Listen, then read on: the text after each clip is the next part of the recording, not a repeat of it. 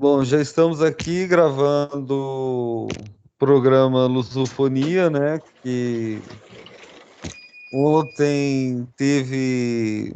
André, eu peço, acho que é sempre bom ressaltar isso, de cada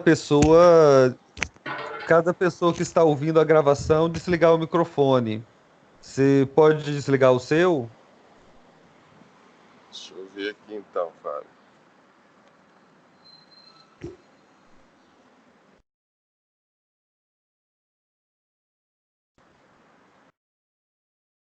Isso, desativou o microfone. Isso é uma coisa que acontece sempre no Duplo Expresso. E quando eu ouvi o programa anterior, eu notei que tinha esse ruído do microfone, né? Mas ontem teve mais uma vez a apresentação da banda de Congo, né? No Parque da Prainha, que mais uma vez eu acompanhei essa banda de Congo. E você acabou dando algumas explicações sobre a banda de Congo aí pro Samuel, pro pessoal, né? Mas você quer fazer alguma explanação mais sobre as bandas de Congo que você escreveu no nosso grupo?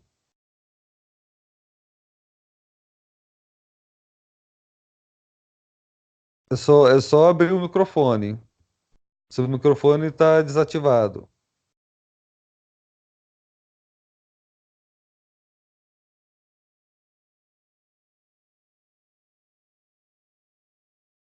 Não, alô. Ei, Fábio, alô. Bom dia. Oi, André, pode falar. Vou Bom desativar meu dia. microfone. Tá ok. Bom dia a todos aí e a todos que estão nos ouvindo e aos nossos interlocutores aqui.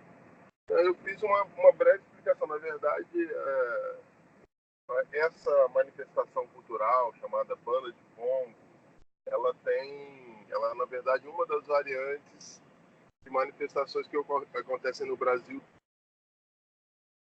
aqui, que é o jongo e a congada e o ticumbi, que são manifestações africanas que são sincretizadas com a cultura portuguesa, a cultura europeia de uma forma geral. A banda, como a jongada, a congada e o tucumbi, ela tem uma relação com a coroação do rei e da rainha do Congo no Brasil. Só que isso acontece de forma diferente em cada uma dessas manifestações. Algumas são muito sincretizadas, como é o caso da banda de Congo, onde só sobrou dessa relação a adoção do São Benedito, que algumas bandas consideram padroeiros da banda de Congo, que é um santo negro, né, um santo que é possivelmente filho de escravos do sul da Itália, que nasceu em Palermo e depois morreu aos 60 e poucos anos na Itália, foi de um convento, né, de uma dessas ordens católicas aí, e aqui foi adotado como santo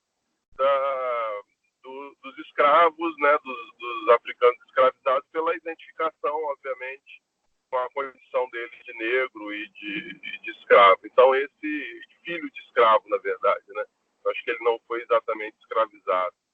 Ou se foi, ganhou a liberdade quando se tornou monge lá. Ele e também pelo uso do tambor de Congo, que é um tambor africano, né, feito de acordo com a tradição africana, e e a forma de cantar, lógico, né, toda essa situação aí. Mas em outras manifestações, como na Congada, aí, assim, efetivamente a coroação do rei do Congo, mas sincretizado, por exemplo, com uma luta entre católicos e mouros, cristãos e mouros, que era uma luta que faz referência à luta do Império Romano-Germânico para a expulsão dos mouros das suas terras. Então, e também pela luta da Reconquista em Portugal, né? Essa luta aí, ela é mimetizada na manifestação, e ao final da manifestação tem a coroação do rei do Congo. Então são manifestações que têm essa tradição aí, elas se alternam aí no nível de sincretismo maior ou menor, mas é essa basicamente a relação que essas manifestações.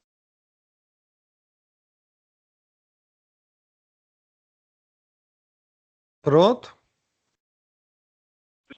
E os tambores são tocados, mas é uma variação disso tudo que a gente está falando aí. Ok. Bom, a vantagem de desligar o microfone que eu vi é que eu falei em voz alta várias coisas que você disse sem precisar te interromper, né? Bom, essa questão, se, a questão do coroamento do rei e da rainha, eu vou conversar com a professora Mônica, que organiza a banda de Congo aqui em Vila Velha, e ela é presidente de uma entidade folclórica internacional, mas que tem uma sucursal aqui no Espírito Santo. Eu vou falar com ela sobre essa questão da coroação, né? Mas, de certa forma, a banda de Congo, ela faz parte da lusofonia porque você vê, como você disse, vários elementos, o elemento europeu, como você disse, do São Benedito, o elemento indígena, que é o caso, por exemplo, da casaca, né, o elemento negro africano, né, por causa dos tambores.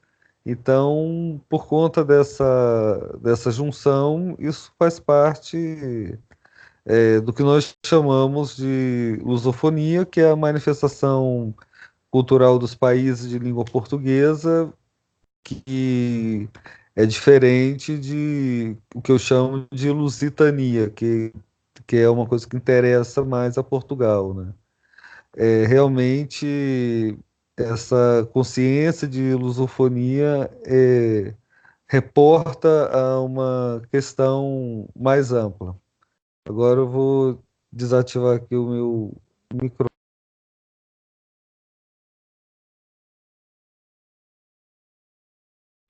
Fábio, posso fazer. Você lembrou bem que eu tinha acabado. Não falei da casaca. A casaca é um elemento importante cultural, mas tem um dado interessante da casaca, que é um tipo de reco-reco feito de madeira e bambu, né?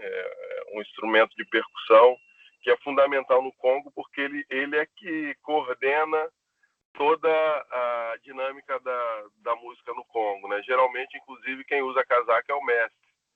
Só que a casaca ela tem um elemento histórico interessante.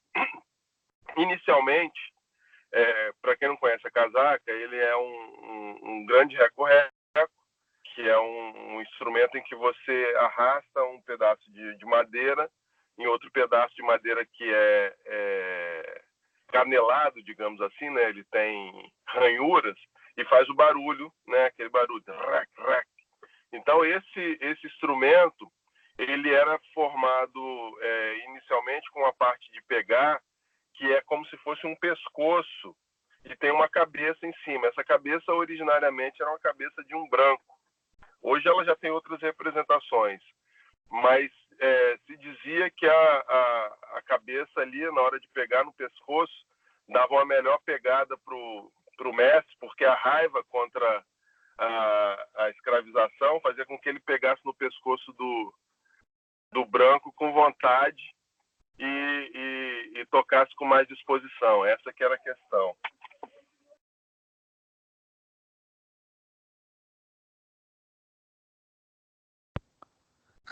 É interessante isso que você falou, realmente até reporta várias questões históricas da nossa cultura e espero que aqui no estado do Espírito Santo se tenha uma maior valorização, né? O grupo de Congo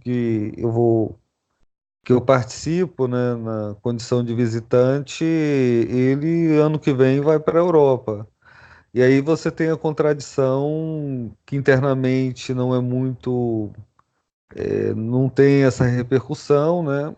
E em outros lugares do mundo é aplaudido, né? Não sei se até se reporta aquela frase, santo de casa não faz milagre, né? Mas o que eu posso dizer é que, pelo menos no meu caso, esse santo de casa faz muito milagre porque eu acompanho desde o ano de 2015, sem essas projeções de seguir para o continente europeu, de organizar festival de folclore aqui, e é uma coisa que eu gosto muito e eu fico feliz porque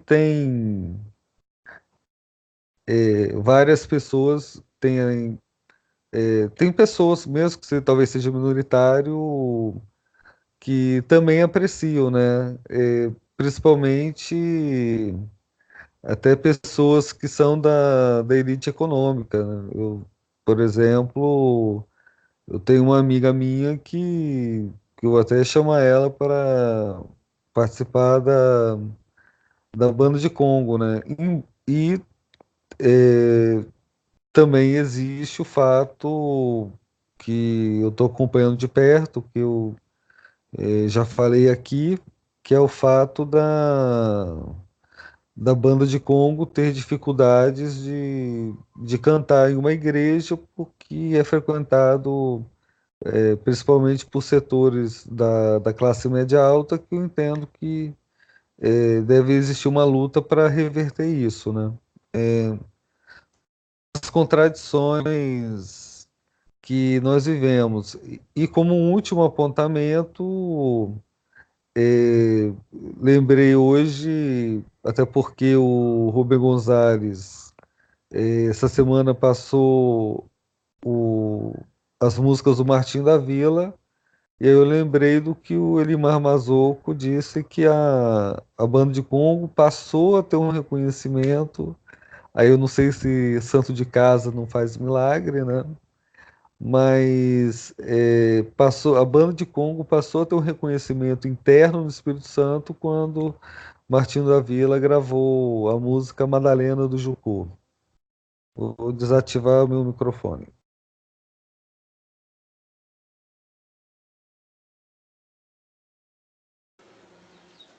E aí, Fábio, não, essa questão foi importante mesmo. O Congo, que era uma coisa de origem nossa aqui, né? Ela ganhou uma expressão maior, uma expressão nacional, com a Madalena, que virou meio um samba, né? Mas não ficou, ela não foi gravada como um Congo exatamente, mas é uma manifestação muito própria daqui do Espírito Santo.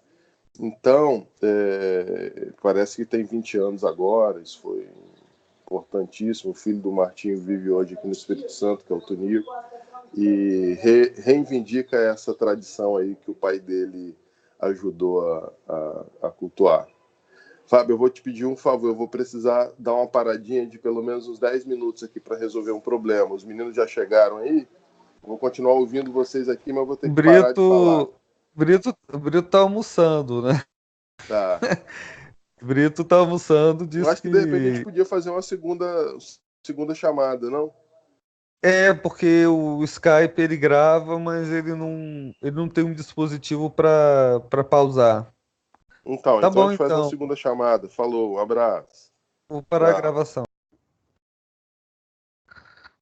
Estamos aqui gravando mais uma vez o programa Lusofonia, porque tivemos que ter uma interrupção.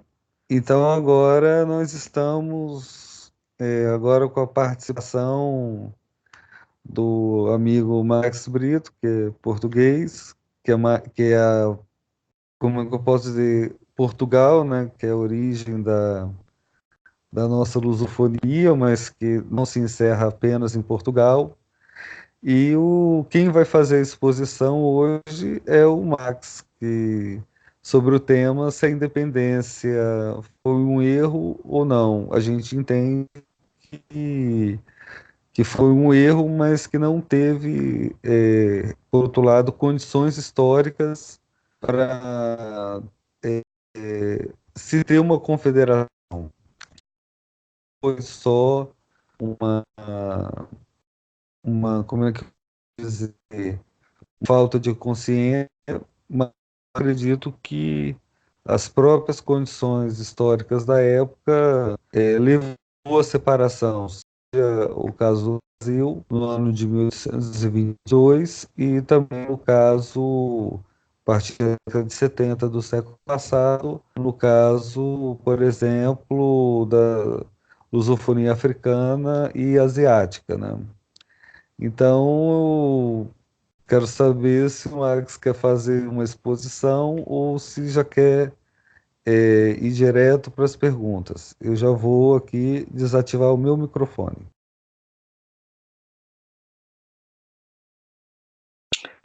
Pronto. Olá, Fábio. Olá, toda a gente. Portanto, esta questão é sempre muito difícil de abordar, não é verdade? Porque falamos de acontecimentos há centenas de anos, falamos de um mundo que era completamente diferente daquilo que nós sabemos que existe hoje ou daquilo que nós vemos hoje. Portanto, às vezes é muito mais difícil estar a colocar-nos nos pés das pessoas que fizeram essa caminhada. E a caminhada na altura foi a primeira vez em que nós vimos povos da Europa a avançarem por uma tecnologia completamente nova, que eram os barcos de longa distância, a fazerem a travessia após a linha do Equador, que é a grande novidade. E quando tens uma civilização com essa tecnologia, porque não era o único, os chineses, por exemplo, também tinham a mesma tecnologia naval e conseguiram alcançar o outro lado da África. Mas a grande diferença de ver os povos europeus, neste caso os portugueses, alcançar a linha do Equador, foi a forma também como começaram a interagir com as populações locais. E quando falamos de interagir com as populações locais, nós temos que pensar que eram terras que tinham pessoas num número gigantesco, ou muito maior do que aquelas pessoas que estavam dentro de um barco a negociar com elas. Portanto, os viajantes nos barcos, é claro que o objetivo deles também é ter retorno e avançar em direção a uma terra nova, poder estar à procura de especiarias, de recursos, como na altura eram escravos, de todas as outras formas que pudessem depois fazer um retorno financeiro do custo de viajar até esse lado. Porque devemos recordar que na altura existia quase ou nenhum investimento em inovação, em pesquisa propriamente dita. Ou seja, qualquer desenvolvimento que nós vemos tem que estar acompanhado a um retorno financeiro. Era assim que o reino sobrevivia, ao fim e ao cabo. Portanto, quando os portugueses começam a descer a costa africana ocidental, eles vão estabelecendo vários contactos com as populações locais. Populações locais que por vezes eram representadas por um rei, por um príncipe, por um senhor de guerra. Pronto, as pessoas que realmente estavam à frente daquela terra. E geralmente com cada uma dessas terras havia um acordo comum em que se traziam os bens da Europa que não existiam em África, em troca de bens de África que pudessem vender na Europa. E assim se estabeleceram as relações comerciais, começando logo a partir do século XV, em que avançaram até ao sul da África, até ao Cabo da Boa Esperança. E a partir do Cabo da Boa Esperança conseguiram depois finalmente alcançar um oceano completamente novo e finalmente alcançar a Índia. O que, a nível geopolítico, teve as consequências imediatas de derrubar o poderio económico e militar do Império Otomano. Para quem não saiba, na altura, no século XV, a Rota da Seda era controlada pelos Mamelucos, o Império dos Mamelucos, do Egito. Só um minutinho, Brito, só um minutinho. Bom, Samuel chegou aqui. Samuel, a gente pede para... Oi. A gente pede para você desativar o microfone. Ok. Isso. Ainda bem que eu não falei nada de comprometedor, nem fiz nada de comprometedor. Pá. Olá, Sam, bem-vindo. Olá, vou desligar e continuar. Vai, desliga. Portanto, e a chegada dos primeiros europeus através da rota de África até à Índia, o que fez como consequência quase imediata foi a queda da hegemonia política, económica e militar que existia tanto entre os mamelucos do egípcio, como dos otomanos, como dos persas, que controlavam na altura aquilo que é chamada a Rota da Seda.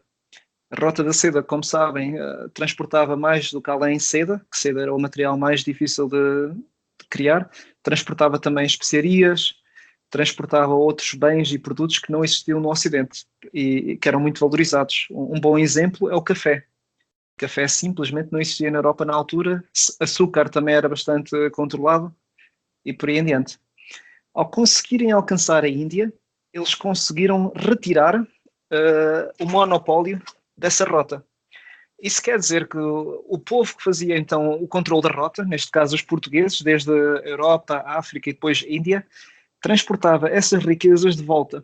E cada um dos postos comerciais, tanto na Índia como depois em África e finalmente na Europa, tornaram-se zonas muito ricas nessa altura. Porquê? Porque eram postos de trocas comerciais.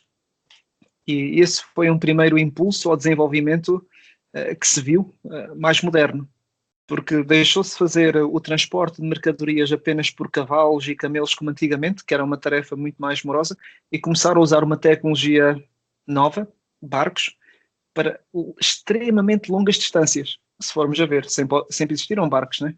Mas nunca foram utilizados para uma distância de tão longo curso. E essas distâncias continuaram a ser aumentadas, como depois se viu, por exemplo, com Magalhães, que conseguiu dar a primeira volta ao mundo e conseguiu provar que era possível o comércio global existir. Portanto, foi uma etapa completamente nova que nunca na história da humanidade se fez nesta escala. É claro que na altura, as pessoas quando estavam a fazer estas coisas, apercebiam-se bem da dimensão do que estavam a fazer, ou seja, o comércio à escala global, de uma forma que nunca antes foi alcançada, mas por outro lado, isto era tudo alimentado por retorno financeiro. Sem retorno financeiro não existiriam aventuras destas. Portanto, naturalmente, em cada um dos sítios, principalmente em África, começaram-se a criar então os primeiros entrepostos, embora o interesse nunca foi desenvolver além desses entrepostos. Foi só mais tarde, como o Sam pode também aprofundar, em que realmente houve um interesse de começar a dividir a África, a particionar a África e começar a olhar para a África num conjunto muito diferente daquilo que era anteriormente. Mas eu agora vou dar a palavra ao Sam para nos explicar então como é que foi o contacto dos europeus em África e depois como é que foi da perspectiva dele o desenvolvimento.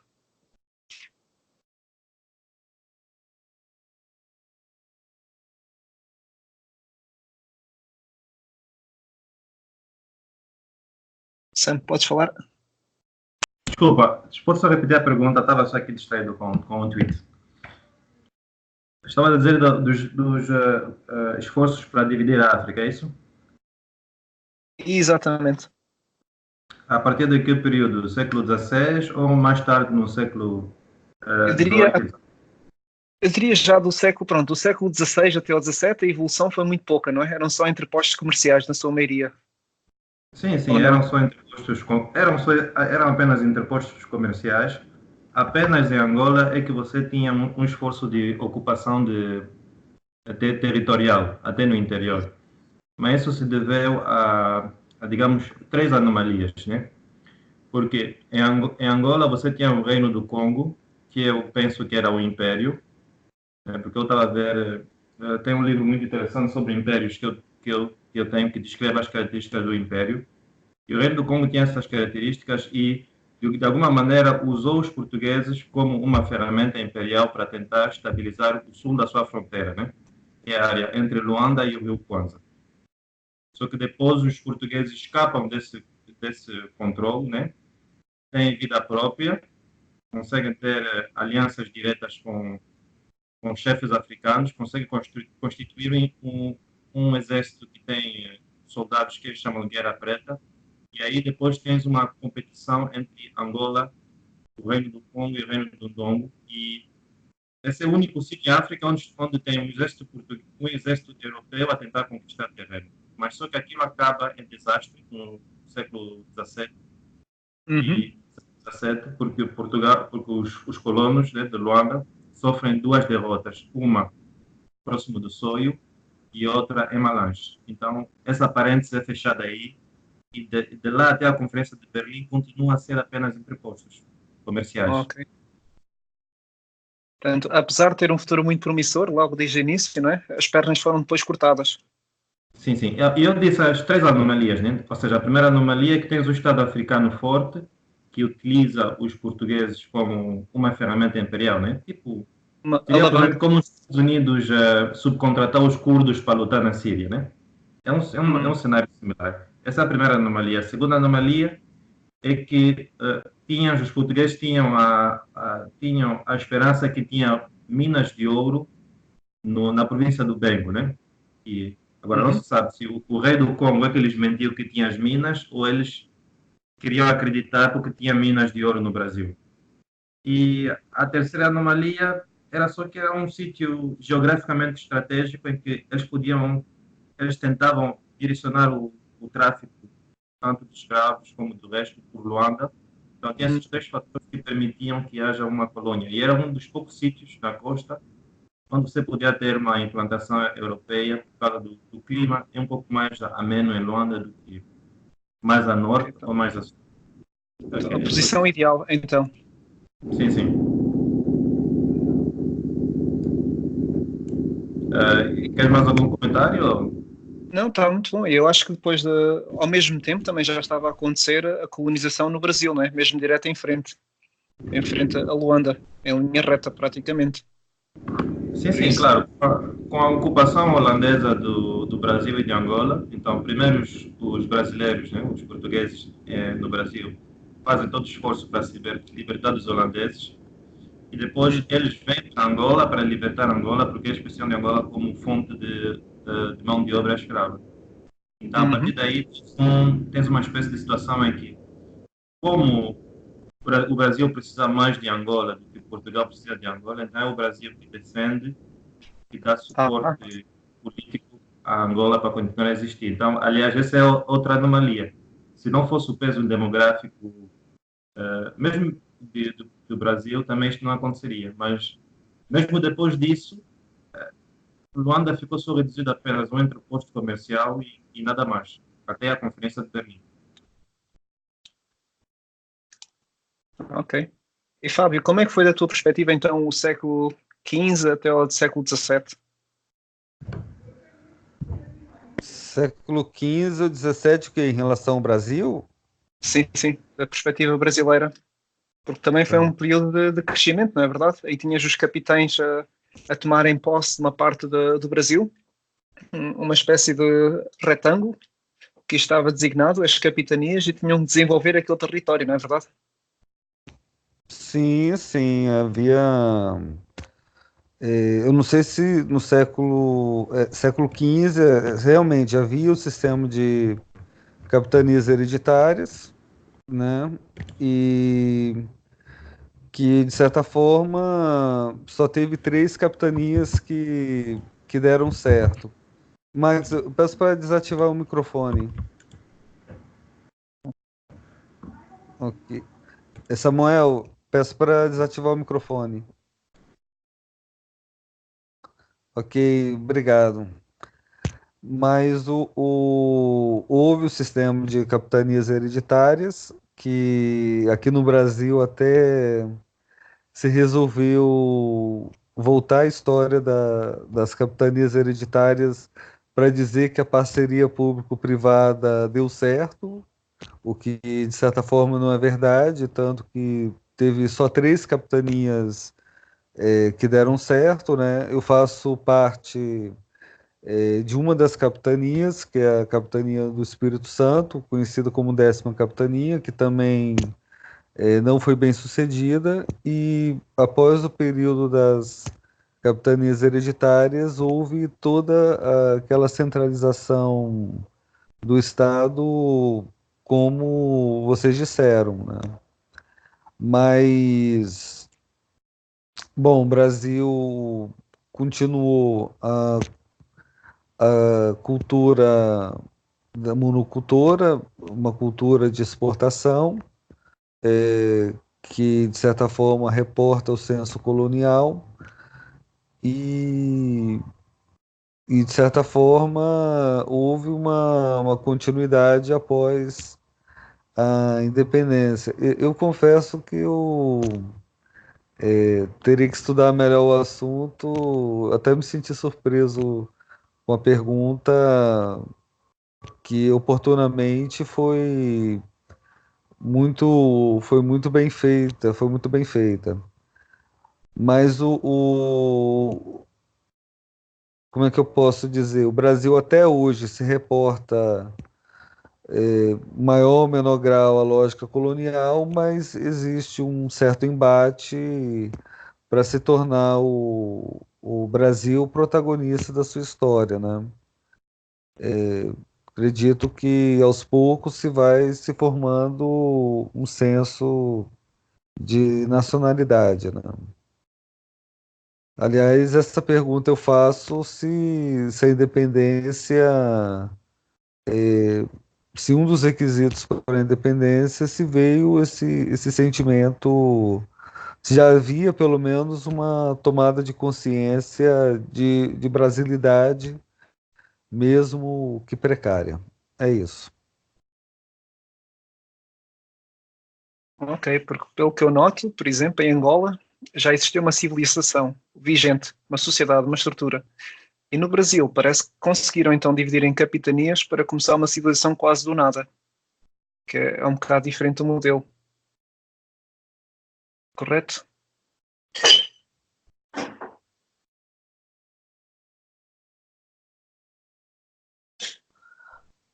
Começar uma civilização, eu não sei se é o termo correto, porque já havia a presença de povos indígenas no Brasil, né? Talvez, quando se diz começar uma civilização, talvez seja na visão do povo Esquecer um bocado europeu. os povos, né? Ok, ok, ok. Muito bem. E É, então podemos ter um novo capítulo nesse caso, se calhar.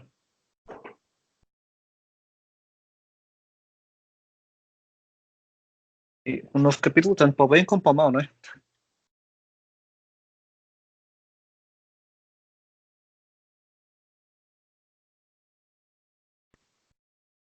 meu, é, eu acho, o meu fone de ouvido está um pouco com problema, mas aí você teria que ler o livro do Donatário. Houve uma certa interação, por exemplo, aqui no Espírito Santo, mas em outras regiões, do Vasco Fernandes Coutinho, que foi o nosso donatário, né, da 11ª Capitania do Espírito Santo. Houve a interação com os povos indígenas. Houve briga, houve matança, mas houve também um entendimento em relação do donatário Vasco Fernandes Coutinho com os povos indígenas. Até porque, como diz o pensador Sérgio Buarque de Holanda, os portugueses não sobreviveriam sem a orientação dos povos indígenas. É isso. Ok, ok, muito curioso.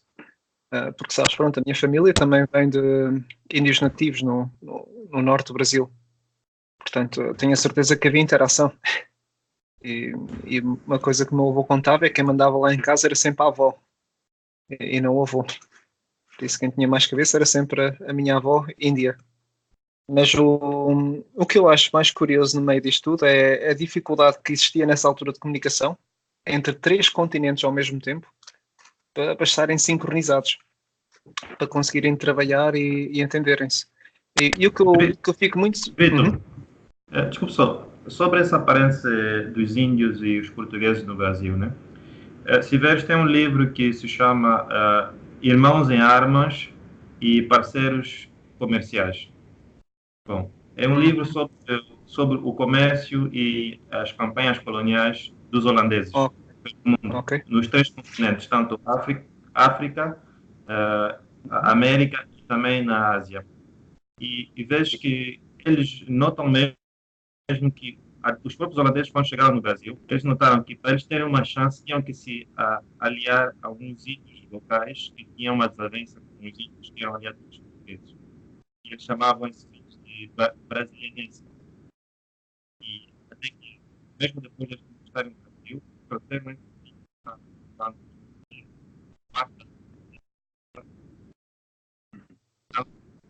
Ok, Sam, agora estou a ouvir muito mal. Estás a me ouvir melhor agora? Agora está bom, agora está ótimo. Sim, sim, é como eu estava a dizer, né? Tipo, os holandeses tiveram auxiliares índios para eles poderem até conquistar tanto o Brasil como Angola. E sem Eles como, também andaram em Angola, os holandeses? sim, ocuparam Angola de 1642 até 1648. Ok. Então, como o Fábio disse, né? Uhum. Sem os índios, os portugueses não sobreviviam no Brasil. Os holandeses, quando chegaram para conquistar o Brasil, só foram bem-sucedidos quando eles também tomaram consigo auxiliares índios. Então, Uhum. há uma cooperação aí que faz com que, de um certo modo, eles entram também, os índios também entram na Constituição da nação brasileira. Mesmo a Batalha de Guararapes, né? São os Uhum. portugueses contra os holandeses e os outros índios. Acho que o famoso aliado dos brasileiros é o Camarão, esqueceu um chefe chamado Camarão, que é o grande aliado Uhum. deles. Então é isso. Em Angola não existe essa parceria entre um povo, mas existe uma sociedade crioula. Uhum. Mas não tem. A dinâmica é meio diferente. Podes continuar. Era só uma parênteses que eu queria abrir. Sim, sim, sim. Eu fico admirado é a interferência dos holandeses, né? Tentarem também competir pelo mesmo espaço que onde estavam já os portugueses e não irem, por exemplo, para outros espaços, ir mais para norte ou ir para outras terras, porque eu acho isso fantástico. Como é que naquela altura, no século XVII, em que estás a ter o primeiro contacto com outros continentes que não existia contacto anteriormente registado, né? Que eram já muito longínquos, agora com a tecnologia nova já podias atravessar essa distância e ver como é que no meio disto tudo ainda existe esta noção de como é que eles conseguem então construir a coisa para a frente, como é que conseguem então ter o seu próprio negócio, como é que conseguem interagir com as pessoas que estão lá estão. Ou não havia nada construído anteriormente a nível de relações com a população local. Portanto, tudo isto, para quem é da terra local, imagino como é que deve ter sido confuso chegar esta gente toda e começar logo ali de repente a querer mudar e a trazer coisas completamente pantanas. Eu imagino quase como seria nós aqui na Terra e aparecem os alienistas que aterram, por exemplo, num continente qualquer e decidem logo trazer a tecnologia deles. E a diferença que isso não faz no meio do próprio povo olhar para isso. Pois como é que nós reagiríamos aos aliens, neste caso? Mas pronto, é quase como um filme de Hollywood, não é? Bom, bom, como é que eu posso dizer? Ouvindo o que vocês estão dizendo, eu vou ter que dizer isso sobre. Existe um livro chamado Raízes do Brasil, escrito por Sérgio Buarque de Holanda, que é o pai do cantor Chico Buarque de Holanda, que ele diz, embora o professor Sérgio Buarque de Holanda ele tenha sido contestado pelo escritor e sociólogo Gessé de Souza, que escreveu excelentes livros como A Tolice da Inteligência Brasileira, que ele reporta diretamente ao professor Sérgio Buarque de Holanda, e também escreveu Elite do Atraso, da Escravidão à Lava Jato, que depois foi atualizada a Elite do Atraso, da Escravidão a Bolsonaro, e também escreveu o livro A Classe Média do Espelho, mas eu faço a ressalva do professor Sérgio Buarque de Holanda, porque ele diz que a interação do português com o indígena era muito melhor do que o holandês. Pode ter controvérsias de narrativa, então isso aí nós estamos nesse grupo justamente para conversar sobre isso.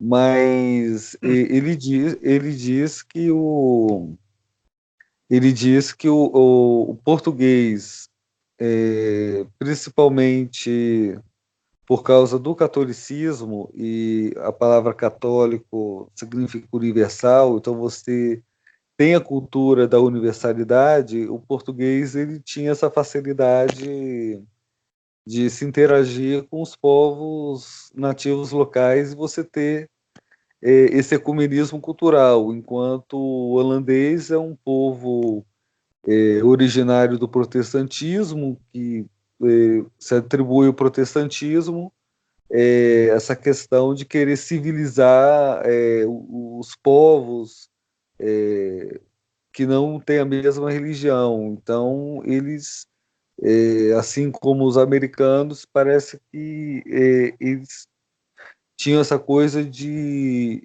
querer civilizar os demais povos, colocando eles, talvez de uma forma canalha, como um povo central para civilizá-los, né? E o indígena sempre teve essa dificuldade, né? Outra questão também, que diz o professor Sérgio Buarque de Holanda, é que a língua portuguesa ela é muito mais assimilável às línguas indígenas do que o próprio holandês. Então eu deixo essa provocação, desligando o microfone. Eu acho muito engraçada essa diferença que tu fazes então entre o catolicismo e os protestantes. É realmente curioso ver. E também faz sentido quando começamos a ver agora os americanos e os ingleses a quererem meter o inglês como língua universal e aquilo que eles chamam de democracia como modelo de governação a todos os países à volta. Não é verdade? São países, por exemplo, que têm petróleo, então leva com a democracia em cima que eles entendem. Mesmo que não seja o melhor modelo de governação para esse país. E causa depois problemas que nós conhecemos, né? Portanto, eu acho engraçado ver como é que isso era há 400, 500 anos atrás e como hoje nós também conseguimos estar a ver esse mesmo caso, embora não percebendo que tem raízes muito mais profundas.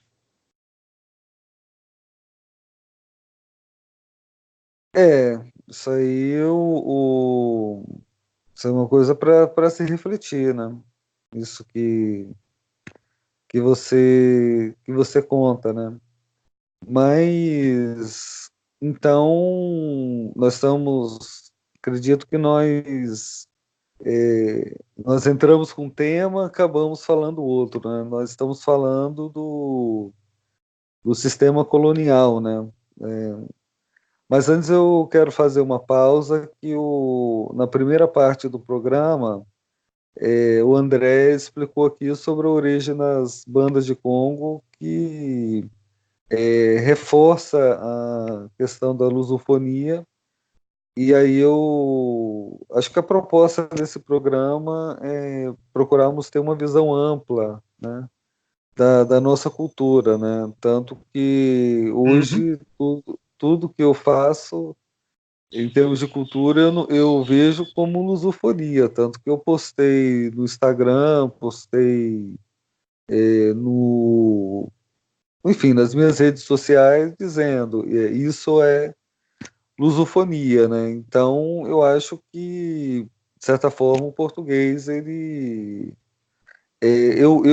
por exemplo, eu não acredito, eu posso estar equivocado, e espero estar equivocado, mas eu acho que talvez nos países, por exemplo, colonizados pela Inglaterra, o, o Samuel, que já deve ter ido à África do Sul, acho que pode explicar melhor isso, você não tem essa interação, você não tem essa interação de uma cultura que é resultado de outras culturas, né? Embora eu tenha uma certa admiração pela África do Sul, principalmente na Copa do Mundo, mas você vê que até a cultura basicamente do povo sul-africano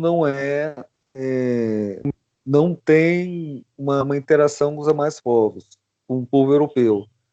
Mas isso aí cabe fazer um estudo, uma pesquisa para saber até onde isso é verdade. É isso.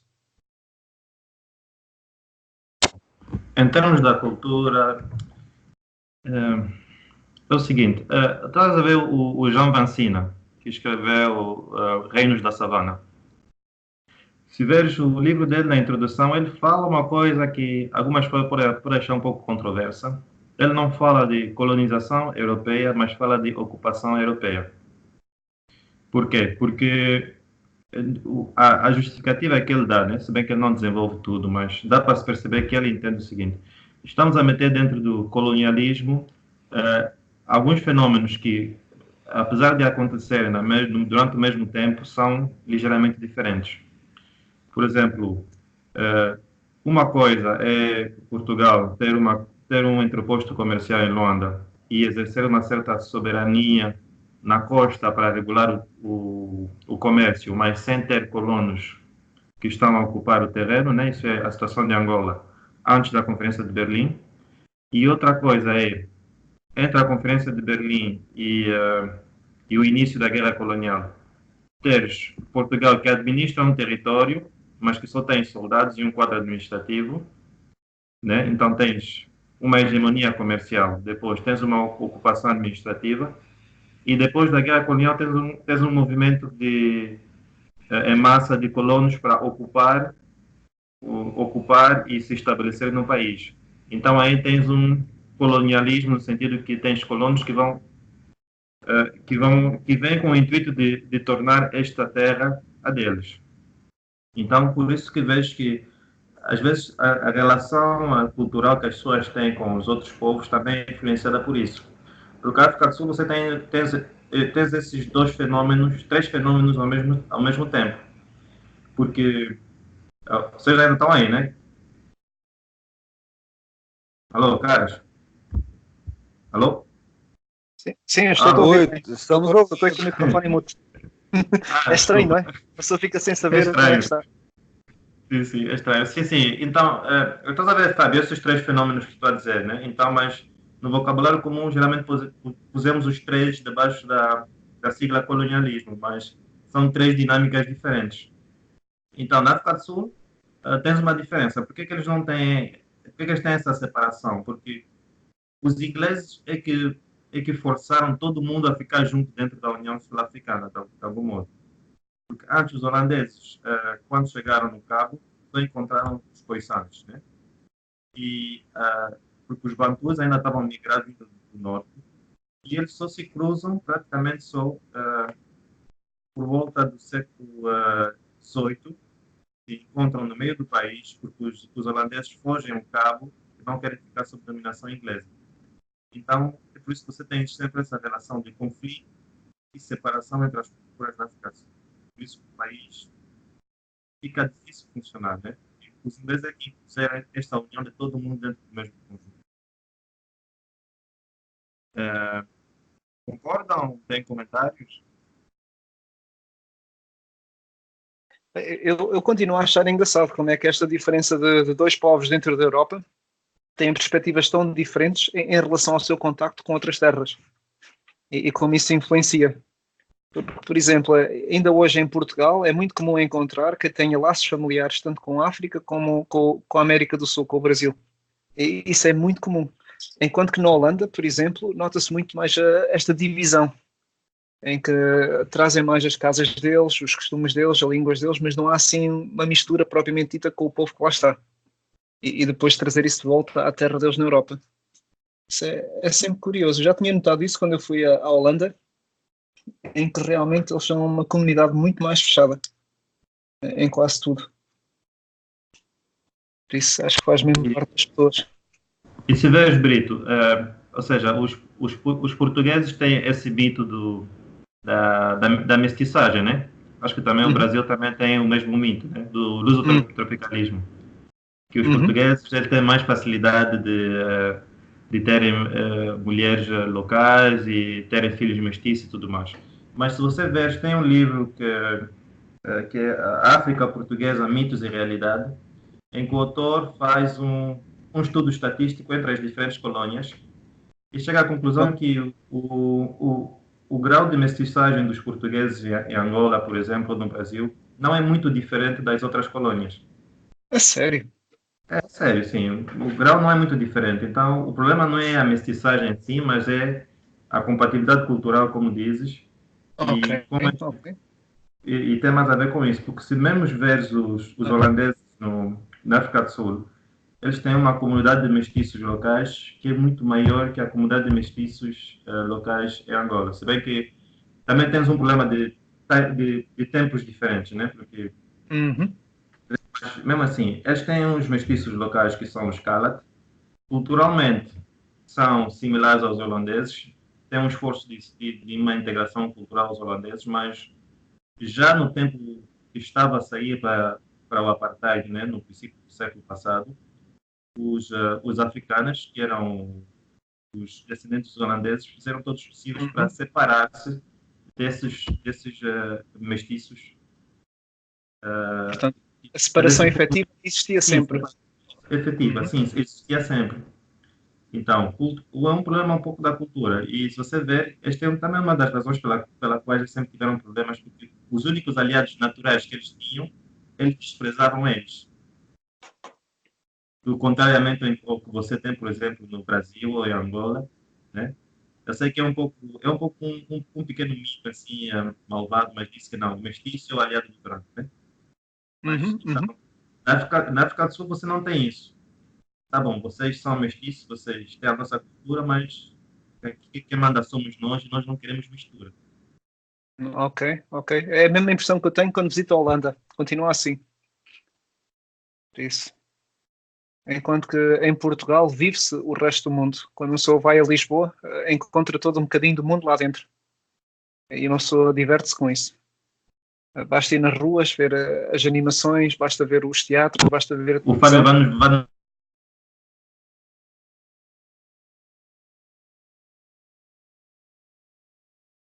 Sim, estavas a dizer?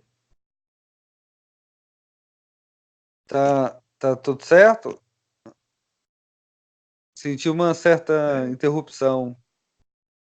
Sim, eu acho que eu Vai estou falar. aqui. O Sam é que acho que a Sim, ligação cortou um bocadinho. vai. Prossegue, Samuel.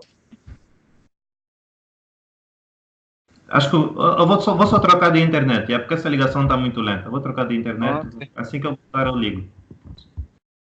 ok. E pronto, eu fiquei agora admirado com o que o Sam conta, porque também em Portugal o que nós contam é que realmente o grande segredo do sucesso de ir para outros continentes foi a mistura com os povos, e a mistura mesmo física. Ou seja, poder criar povos que são tanto europeus como africanos, ou que são tanto europeus como americanos. E agora com o Sam, com este valor, é um bocado de choque. Mas realmente faz mais sentido se olharmos da perspectiva de compatibilidade cultural, porque realmente se eu for a Angola, eu sou muito feliz com as pessoas lá. É uma cultura diferente, são músicas diferentes, é comida diferente, mas por outro lado sou muito feliz. Ou seja, consigo mesmo pensar em mim a viver com aquelas pessoas e a crescer ali com elas. E eu acho que isso é o mesmo que eu tenho de sensação quando vejo as pessoas do Brasil, que mesmo já sendo uma cultura já afastada de nós, Ok, eu também amigo, já seria voltei. capaz, olá, que eu também sentiria capaz de ir para o Brasil ou para Angola e ser feliz nessas terras, porque uma pessoa pode simplesmente dançar, pode conversar, pode comer, pode ser alegre e feliz. E eu acho que é isso que se calhar faz falta mais nas comunidades holandesas ou mais do norte da Europa, esse tipo de mentalidade sobre a vida. Mas, bom, aí eu preciso fazer algumas ressalvas que, como é que eu posso dizer aqui em relação aqui ao Brasil, né? Vou me basear no que diz o professor Darcy Ribeiro, que até recomendo o Samuel ler, recomendo todos lerem, mas o professor Darcy Ribeiro diz que no Brasil existe povos novos, que seria povos, uma cultura originária de vários povos, mas existe também, principalmente no sul do Brasil, os chamados povos transplantados, que são pessoas que, principalmente de origem alemã, né? Origem alemã, que é mais um povo de origem germânica, né? Assim como os holandeses, e que mantém essa reprodução, os italianos também, que mantém essa reprodução de como foi na Europa, né? Embora existe um certo nível de interação com os demais povos, né? aqui no estado do Espírito Santo, por exemplo, existe cidades de colonização italiana e alemã, e também pomerana. A Pomerânia não existe mais, né? Mas existe os povos pomeranos que vieram, têm a sua cultura, e que é muito comum um casamento entre raças, né? O povo pomerano, principalmente a mulher de pomerana, gosta muito de casar com homens negros, né? Homens negros de origem africana, mas se tem essa cultura, essa fidelidade à cultura de origem, né? Embora não haja espaço para o segregacionismo. Aqui no Brasil eu observo que existe a questão da música. Você vê que, principalmente você vê no sul do Brasil, que tem até bandas do sul, do nordeste, do sudeste, que consegue ganhar interação até de pessoas aí arraigadas de estarem ligados à Itália, estarem ligados à Holanda, estarem ligados à Pomerânia, estarem ligados à Alemanha, e existe essa abertura de você até ter casamento com pessoas dos demais povos, né? Mas eu deixo a ressalva que aqui no Brasil existe essa questão de povos novos, como a banda de Congo, que você vê que tem interação da Europa, né, que é o caso de São Benedito, interação indígena, que o André explicou na primeira parte sobre a questão da casaca, e existe também a cultura africana, né, através dos tambores, né? Então, se vê que na lusofonia, mesmo naqueles ambientes seja mais europeizados, mas também mais africano, como por exemplo nas comunidades quilombolas, seja também nas comunidades indígenas, se permite uma maior interação do que, por exemplo, nas regiões de cultura mais britânica, que, como diz o próprio professor Sérgio Buarque de Holanda, a cultura britânica promoveu mais o separatismo. Como se viu na Índia, até. Também foi a mesma regra para conquistarem a Índia e dominarem, foi dividir os vários reinos entre eles. Só uma parte, se for possível, eu estou a ver aqui muitas referências a bons livros. Talvez eu ia pedir ao Fábio e ao Sam, se possível, depois desta sessão, na descrição do filme, do YouTube, pudéssemos ter então a lista de livros para as outras pessoas também poderem ler e procurar e poderem também aprender mais sobre este tópico. O que é que acham? Sim, é uma excelente ideia. Depois eu vou fazer a lista e mandar.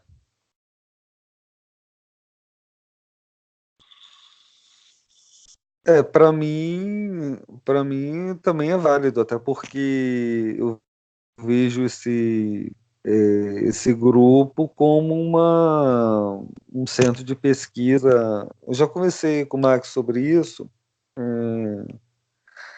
Isso aqui para mim não é só um programa de rádio, de podcast, mas um centro de pesquisa da própria,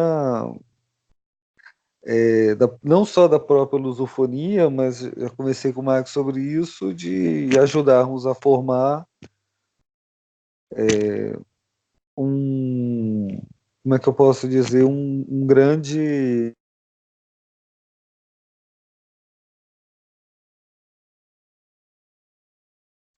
sobre de estudos diplomáticos, né, pautado em pequenos, ou seja, você pautado em pequenos grupos, né, porque realmente se uma pessoa procura fazer uma grande empresa, ela não vai saber de tudo que se passa, e eu sou uma pessoa que gosta de saber de tudo que se passa, então acho válido formar pequenos grupos de estudos diplomáticos para daí, a partir daí, formar uma coisa grande, né? Uma coisa grande imensa. Pode ter vários núcleos de estudo sobre a lusofonia, assim como núcleos de estudo sobre a América Latina, América Anglo-Saxã, Europa. Enfim, né? É um projeto para se seguir adiante. Então, acho que nós estamos no caminho certo, de dizer que de ser caminhado como um centro de pesquisa. É isso. Deixa eu desativar meu microfone aqui. Uhum. Eu acho uma excelente ideia, porque, sabes, teoricamente, a democracia, né, que é o regime que todo mundo, o regime favorito de todo mundo, né, é baseada na discussão racional entre as pessoas, né? Essa é a teoria, né? Mas na prática, infelizmente, parte das pessoas discutem na base de pressupostos e preconceitos, né? Ou da história que eles acham que aconteceu. Por exemplo, há uns minutos eu estava a conversar com um rapaz sobre Cabinda, por exemplo.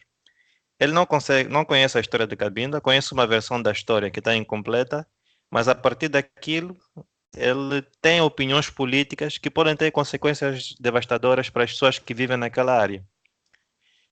Então, seria mesmo um bom trabalho e permitiria que as pessoas tivessem melhor conhecimento e, assim, melhor convivência dentro dos nossos respectivos países.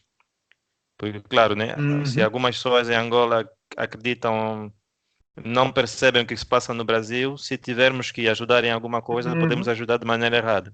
E o mesmo acontece no outro caminho, e o mesmo acontece, por exemplo, para Portugal. Se nós não conhecemos Portugal, calhar não conseguiremos comunicar com eles ou ajudar eles no que for preciso. Sim, eu posso dizer que eu aprendi imenso contigo, Sam, e com o Fábio, acerca do que realmente acontece tanto no Brasil como em Angola. Principalmente Angola, eu estou a aprender imenso.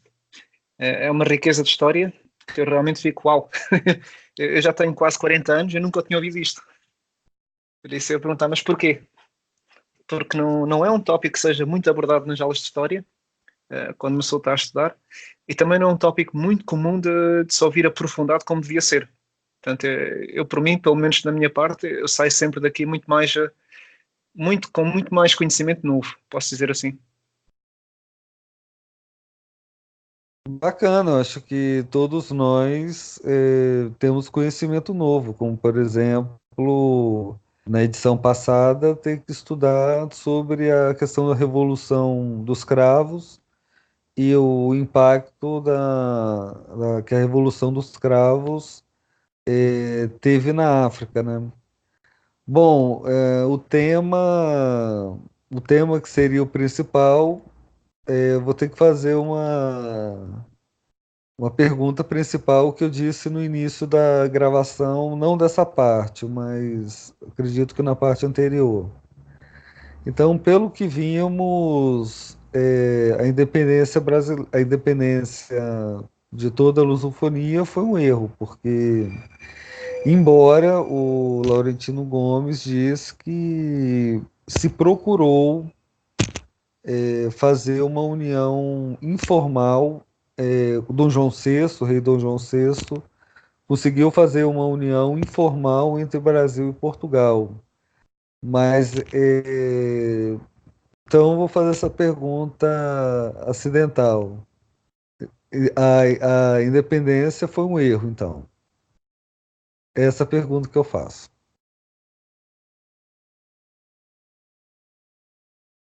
Bom, posso tentar começar para Angola? Bom, o Pode. erro, o erro creio que seja do ponto de vista que o que se prometeu às pessoas com a independência é algo que não era possível naquele momento. Especificamente é o seguinte: nós saímos debaixo do Império Colonial Português e transitamos para debaixo do Império do Bloco do Leste, porque é isto, em prática, o que aconteceu. Né? Mas o que prometeu-se às pessoas era que nós seríamos um país independente e soberano e não dependeremos dos outros. Então, resta saber, o pessoal percebeu que isto era uma impossibilidade e venderam esse sonho simplesmente porque queriam estar no poder, ou simplesmente não sabiam, né? Porque se você ver o programa, por exemplo, do General Spínola, naquele livro dele, Portugal e o Futuro, é só você trocar Portugal por Cuba e o programa é o mesmo, que era uma confederação, né, Portugal e Angola, em que Portugal iria dar suporte militar para estabilizar até que chegasse a uma autonomia e que Angola pudesse andar por si só, que é o que o Cuba fez, né, com os 20 mil a 30 mil soldados que tinham estacionados em Angola naquele momento. E não só que passamos para esse Império do Leste, mas também estivemos no meio de uma guerra entre este Império do Leste e o Império Americano, por meio dos sul-africanos e dos sul-africanos e da UNITA. Então, o erro foi o jeito que foi feito naquela altura, que não era possível do jeito que se prometeu às pessoas. Mas eu desconfio pelo que tanto as três facções que estavam envolvidas, né, tanto a UNITA como o MPLA e a FNLA, não se importavam com isto desde o momento que um dos três tivesse o poder absoluto. Porque você vê que a primeira e única coisa nos quais os três movimentos estavam de acordo era que não podia haver qualquer força política alternativa para os angolanos que não fosse eles três. Então, por exemplo, tentaram assassinar, houve uma ameaça de assassinato contra um angolano que era chefe da polícia, porque havia um movimento para as pessoas tentarem criar uma alternativa política à volta dele. E uma das primeiras coisas que os militares portugueses fizeram depois da Revolução dos Cravos foi também de desarmar os colonos, né? Desarmar os colonos que também queriam criar uma espécie de união católica entre colonos e africanos que não fossem dos três partidos. E por quê? Porque o objetivo dos três era simplesmente alguém vai ter que ter o poder supremo, então vamos, mesmo que for necessário, ter uma guerra. Né? Então, mas eu creio que mesmo assim a independência era inevitável porque a simples ocupação e colonização demográfica de Angola pelos portugueses era impossível. Se você ver, na década de 60, Angola tem menos população que Portugal. Creio que Portugal tinha 4 milhões, Angola tinha 2, 3 milhões. Mas a partir dos anos 74 a 80, nós equiparamos Portugal e de lá para cá, Portugal tem, creio que são 6 milhões de habitantes e Angola já tem 30. Então, ou Portugal iria se tornar Angola. 8 ou 9. 8, ok, 8 ou 9. Nós somos 30 milhões. Então, o que iria acontecer Portugal anexa a Angola, né? Ou seja, os colonos vêm aqui e depois de 2, 3 décadas, Angola anexa a Portugal. Né? Uhum. Se ia ser uma espécie de regime democrático. Então, foi um erro naquela altura, mas era uma inevitabilidade histórica, é o que eu creio. Teria que acontecer. Sim, sim. É o que eu acho, Fábio. Uma pergunta, algo que eu tenho que esclarecer? Eu também acho que foi uma inevitabilidade histórica a independência do Brasil, que o Max mandou informações que quando a gente começou a conversar, eu me senti surpreso, né? O Max pode explicar melhor para mim sobre essa questão da influência do Banco Rothschild na independência brasileira. Mas eu entendo também que, principalmente no livro 1822, que havia essa inevitabilidade histórica de falta de condições, mais do que a falta de consciência de fazer uma confederação, que eu acredito que não houve falta de consciência, porque Dom João VI já tinha essa consciência, tanto que ele criou o reino Portugal, Brasil e Algarves, mas eu acredito que houve, até pelo livro 1922, e reforçando o que Marx conversou comigo, houve uma série de intrigas, a começar pela Revolução do Porto, que simplesmente se criou a independência, né?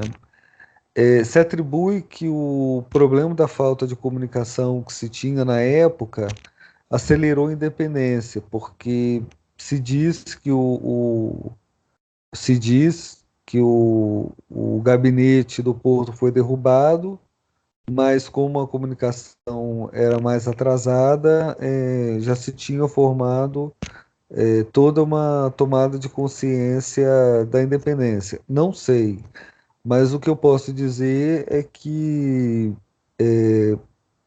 aí eu até procuro olhar o lado da Revolução do Porto, porque assim, com todo respeito, com todo respeito, os a Revolução do Porto expulsou as tropas francesas, né? E o rei Dom João VI fugiu, né? Então é plausível que os revolucionários do Porto viessem por serem vitoriosos em Portugal, viessem a cobrar um Uhum. tributo mais caro à coroa, né? Então, mas se errou na mão em querer promover a recolonização do Brasil, né? Eu acho que houve essa falta de visão, né? Mas eu também não sei se em Portugal como é que foi interpretado essa fuga do Dom João VI, se foi para fortalecer o Império ou porque assim, aqui no Brasil, eu não sei se é culpa de historiadores, ou até o professor Felipe Quintas diz que tem historiadores de viés ideológico, né, de viés progressista, mas aqui no Brasil, por exemplo, o Dom João VI e a sua família são pintados como pessoas caricatas, né? Que o Dom João VI não tomava banho, que ele comia coxinha de galinha e colocava dentro da roupa, mas existe esses comentários jocosos, né? Mas para quem é ligado à história sabe que Dom João VI já tinha uma visão ampla da realidade, mas pelo que se vê na Revolução no Porto, talvez houve essa visão que o Dom João VI, na prática, era como se diz aqui no Brasil, um fujão. Brito pode explicar melhor. Eu acho que se confirma, até porque as três invasões francesas acabaram por ser bastante fracas. Fracas no sentido que um rei com generais bem organizados na altura poderiam ter repelido qualquer uma dessas invasões. Para dar uma ideia, a primeira invasão francesa foi de facto parada no Porto só pela população em si, sem quase nenhuma ajuda. Sem ajuda militar de grande porte, sem uma ajuda organizada pelo Império para contra-atacar esta invasão francesa. E foi a cidade que se defendeu e travou um exército francês. A segunda invasão, que se fez pela zona do Alentejo, para quem não sabe, fica a meio de Portugal, na zona mais deserta, foi também a população local que reprimiu a invasão e os fez voltar para trás. Enquanto eles estavam a caminhar, fizeram guerrilha e a própria população desgastou o exército francês para os obrigar a recuar. Foi só a terceira, em que realmente Napoleão então envia um núcleo de massas muito maior, um volume muito maior de tropas, não me recordo agora ao certo o número, é que o rei fica assustado com tal situação, que dizem que é inevitável conquistar Portugal, e foge, mesmo fugir é o termo, para o Brasil. E daqui há duas coisas. Por um lado, não é só fugir, como também foi uma boa oportunidade estratégica de centrar o Império no Brasil. Porque a partir do Brasil não existiam vizinhos como Espanha, por exemplo, na altura, que estava muito próxima, nem as outras potências europeias, para conseguirem derrubar o Império. Ou seja, mesmo que conquistassem depois o retângulo na Europa, o resto do Império, com Angola e Brasil e Índia incluídos, continuaria a subsistir. Portanto, essa foi um bocado a ideia. Agora, quem ficou no retângulo português, ali isolado, sozinho, eu diria até mesmo abandonado, sentiu uma grande injustiça. porque eles tiveram que repelir as 3 invasões e o custo da última invasão foi muito grande, não sei se sabes, porque o exército francês veio, na altura creio com Junot, o general francês, e a política adotada na altura por Nelson foi de terra queimada. Ou seja, queimaram as aldeias todas, queimaram os campos, queimaram os meios de subsistência que o exército francês pudesse obter pelo caminho para reduzir as possibilidades deles de avançarem. O preço a pagar por toda a gente, desde o centro de Portugal, incluindo a minha cidade, Coimbra, e descendo até Leiria e depois Óbidos e por aí em diante, até Torres Vedras, foi terrível. Eles simplesmente, primeiro queimaram tudo, tiraram a comida ao povo, o povo a passar fome, nem comida para eles tinham, e depois o exército francês a matar as crianças como forma de vingança. Ou seja, o preço a pagar pela população, nessa altura, foi quase apocalíptico para as pessoas que moravam aí. E depois a humilhação, em que os franceses podem sair, mas sem qualquer represália dos portugueses. Foi o acordo que fizeram entre os britânicos e os franceses, em que os franceses, o exército podia então sair de barco, em segurança, sem qualquer represália da parte portuguesa. E não só podiam fazer isso, como podiam levar também os espojos de guerra. Ou seja, tudo aquilo que conseguiram roubar de Portugal, os franceses levaram para a França. Como dupla humilhação, em vez de terem que pagar uma recompensa, uma indemnização por todo o dano que causaram da invasão. Isto aconteceu porque o rei não estava em Portugal para negociar o tratado. Portanto, enquanto a decisão estratégica de mudar o Império para o Brasil, eu acho que foi a melhor que podia haver para o futuro. Por outro lado, trouxe a consequência que o retângulo europeu ficou muito abandonado. E como tal, deixou de ver o rei que estava agora no Brasil como sendo o governante de Portugal antigo, portanto, o Portugal europeu. E foi essa a grande crise que causou, porque devemos recordar que não foi o Brasil que pediu a independência a Portugal, foi Portugal que pediu a independência ao Brasil. Portanto, é um ponto histórico assim um bocado estranho. Porque deveria ter sido, logicamente, o Brasil a queixar-se, mas foi o oposto. E toda essa questão não ficou resolvida, houve depois uma guerra civil entre os dois irmãos, para poderem então decidir o lado liberal e o lado absolutista, mas no final do dia a questão era mesmo sobre onde é que fica sentado o rei, se fica sentado em Portugal ou se fica sentado no Brasil, e o resultado a partir daí foi a independência do Brasil, ou seja, foi esse o produto final. O que também foi também uma perda para Portugal europeu e na altura para Angola, que ainda subsistia dentro do Império. Depois, mais tarde, tivemos a segunda parte, em que realmente Angola também tem independência e, tal como o Sam diz, também passa então para o Império de Leste, né? Porque fazia parte então do eixo comunista e que teve então também, depois da guerra, que veio logo a seguir com o lado capitalista dos americanos. Eu devo recordar que após essa guerra, o governo em Portugal também mudou e passou a estar sob a alçada então do eixo capitalista, ou seja, passou a ser uma dependência dos americanos e até certo ponto uma dependência da Europa. Portanto, do ponto de vista de independência dos povos, a questão é, será que nós estávamos melhor dentro do Império Português a governar-nos connosco ou agora a ser governados por pessoas de outros povos e de outras culturas e de outras línguas, cujo interesse é naturalmente também a extração de recursos? Portanto, os avanços que se tinham feito anteriormente para Angola, por exemplo, com Nova Lisboa se tornar a capital do Império Português, ou seja, repetir o mesmo que se fez no Rio de Janeiro e conseguir mudar a capital de Lisboa para Nova Lisboa em Luanda. Essa era a tentativa do Estado Novo na altura. Não foi bem sucedida, mas se ele tivesse sido bem sucedida, então Angola seria o centro do Império Português. A joia da coroa, assim por dizer. Porque aí estariam num continente sem terem as mesmas dificuldades de vizinhança que se vê no retângulo da Europa, que é extremamente competitivo e é extremamente sanguinário. Porque, para quem começa a olhar melhor na história da Europa, esta paz que nós temos agora é uma coisa inédita. Nos milénios anteriores e séculos anteriores, houve sempre histórias de povos a arrasarem-se completamente uns aos outros. As guerras mundiais são um bom exemplo.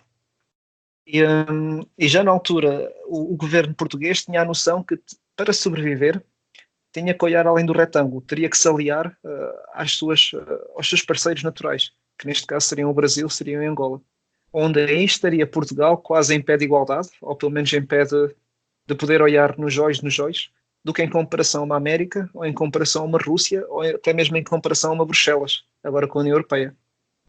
Portanto, essa sempre foi a estratégia de sobrevivência ao longo dos últimos 500 anos. E eu creio que após o golpe de Estado que vimos em 74, admitiu-se derrota dessa estratégia e passaram a ser um povo muito mais submisso, um governo completamente submisso, então, aos interesses tanto americanos como aos interesses europeus. Que não é que eu seja contra eles, mas eles têm os seus próprios interesses, ao fim e ao cabo, que nem sempre colidem com os interesses da cultura lusófona. E pronto, e é só isso da minha parte. Então, Fábio, vai, eu pode tenho falar. uma pergunta para si. Em relação à família imperial, né? Ou seja, a monarquia no Brasil. Porque a primeira vez que eu tive noção que houve um império brasileiro foi aquela novela O Quinto dos Infernos, que retrata a fuga do rei e a proclamação da independência, em que o Dom Pedro é um garanhão que fica a pular as serventes, as mulheres dos outros e tudo mais. É a primeira vez que eu tive isso. Será que é a visão que vocês têm da monarquia na vossa cultura? Ou foi só... Era uma novela da Globo, creio que te lembras, não? Eu não cheguei a ver, eu não cheguei a ver a novela. Na verdade, não era uma novela, era uma série chamada Quinto dos Infernos. Aquilo ali reporta talvez a forma de, como é que eu posso dizer, a forma que, como é que foi pintada a questão da monarquia brasileira espalhada pelo povo, principalmente. O André pode explicar melhor isso, principalmente pela imprensa e também pelos historiadores que têm acompanhado de ideologias, né? Mas no imaginário popular, a corte brasileira era justamente isso. Eu fiquei até decepcionado vendo o Duplo Expresso, o professor Felipe Quintas, falando do José Bonifácio de Andrade Silva, que é o patriarca da independência, que efetivamente lançou um projeto de Brasil. Nós podemos até ter um programa sobre José Bonifácio, mas ele diz que a historiadora, a Mari Del Priori, que eu tinha uma certa credibilidade, ela escreveu um texto que disse que o José Bonifácio queria um país excludente, e isso não é verdade, né? E, na prática, o José Bonifácio ficou meramente conhecido como se fosse um tutor do rei Dom Pedro I, e não só do rei, mas também depois que Dom Pedro I deixou o Brasil por conta de uma crise política e foi morar em Portugal, virou tutor dos filhos dele, né? Então você vê que não é de hoje que no Brasil o imaginário popular, principalmente pela imprensa, vem reportar isso, né? Mas eu passo a pergunta pro Brito, que é a seguinte: pelo que você me fala, o povo, pelo que você me diz, o governo português, talvez fragilizado politicamente, não deu todo o apoio ao povo português para se libertar das garras francesas. E o próprio Laurentino Gomes diz, em parte, que realmente as tropas francesas que vieram não eram muito boas, né? Mas o imaginário de Napoleão, o mito Napoleão, né, falou mais alto, né? Como se diz aqui no Brasil, ganhou no grito. Uhum, assustou. E ao fim e ao cabo eram tropas com fome, pouco equipadas, que poderiam ter sido rebatidas, mas aí está, não havia informação que é hoje em dia, não é? E o risco que deram ao rei é que seria um exército comparável ao que invadiu a Rússia, com 500 mil homens, e que por tal nenhum reino, o reino português na altura, não seria capaz de resistir. Mas também foi uma má altura para transferir a capital de Lisboa para o Rio de Janeiro, Portanto, se fosse noutra altura, anteriormente, por exemplo, ou mesmo após, eu creio que aí teria sido mais bem sucedida a transferência. Agora, sob o pretexto de fuga, acho que invalidou logo aí a credibilidade, pelo menos da parte do retângulo, do retângulo português, de aceitar essa decisão. E depois temos que ver que hoje em dia nós podemos falar de federação, porque conhecemos esse mecanismo, mas naquela altura falar de uma federação ainda é um bocado muito avançado para eles. Ou seja, é mais o regime monárquico, em que ou é tudo ou é nada, ou está dentro ou está fora, e não havia muito esta forma de criar um... Quer dizer, houve mais tarde, no século XVIII e XIX, mais no fim, em que criaram o Reino Unido de Portugal, dos Algarves e do Brasil. Mas foi uma experiência muito mal acompanhada. Portanto, faltava-nos muito essa ideia de que, ok, temos regiões como Angola, temos regiões como o Brasil, e estou também a falar de outras regiões, que têm o seu povo, que têm o seu governo, com quem partilhamos laços muito fortes e que devemos estar a alimentar esses lados para que de uma maneira e de outra haja benefício para ambos os lados, mais benefício do que malefício, como eu costumo dizer. E nessa altura não havia muito essa noção. Era mais ou estás dentro de um império ou vais para dentro de outro. Que seja um tudo ou um nada. E hoje, felizmente, eu acho que já estamos a conseguir ultrapassar essa mentalidade e descobrir os pontos comuns e conseguimos trabalhar em conjunto. Mas é um processo que demora décadas, centenas de anos, como se repara, não é? Sim, eu acho que nós podemos encerrar, né? Mas acredito que mantendo a mentalidade de continuidade de que isso aqui é um centro de pesquisa, então, dentro do tempo que nós temos disponível, a gente pega a informação aqui, vai assimilando, vai pesquisando outras coisas e daí vai se formando, ou se espera se formar um bom, um bom um bom volume de estudo, né? Não apenas em quantidade, mas também em qualidade, né? Então, acredito que por hoje já está muito bom. Ok. Muito obrigado, Fábio. Muito obrigado, Sam. Como sempre, foi um prazer falar com vocês. Muito obrigado, amigos. Foi um prazer falar com vocês. Obrigado, Fábio, por organizar isso. Depois eu mando a lista de livros. Um abraço. Ok. Um abraço. Um abraço.